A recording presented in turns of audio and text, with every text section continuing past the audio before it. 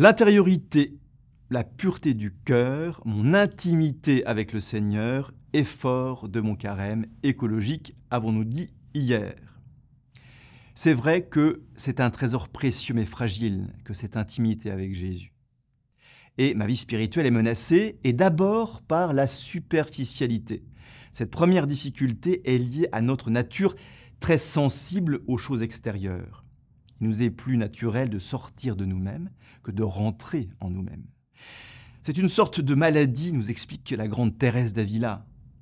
Pour nous, nous sommes volontiers des hommes d'extérieur et de superficie.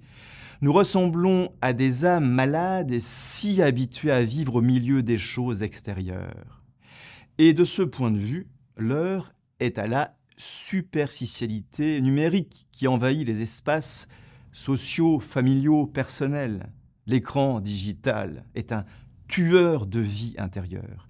Il nous impose souvent d'en rester à la surface tactile de nos vies, comme de nos téléphones. Cette dispersion de nous-mêmes qui nous perd particulièrement dans les méandres du web, l'imitation de Jésus-Christ la dénonce aussi d'une autre manière. Mais cela revient au même. Nous sommes préoccupés de ce qui paraît, non de ce qui est vraiment.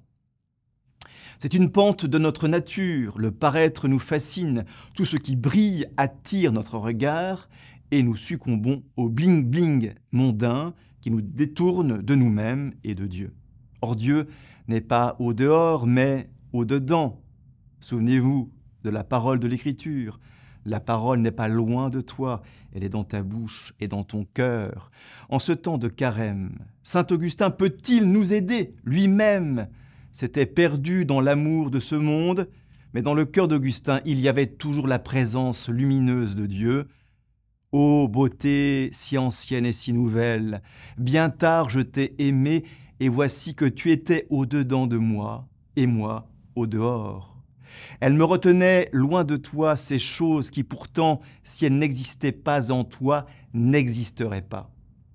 Eh bien, puissions-nous comprendre en ce temps de carême que le silence de Dieu est une voie, la plus profonde de toutes, à l'exemple de saint Augustin.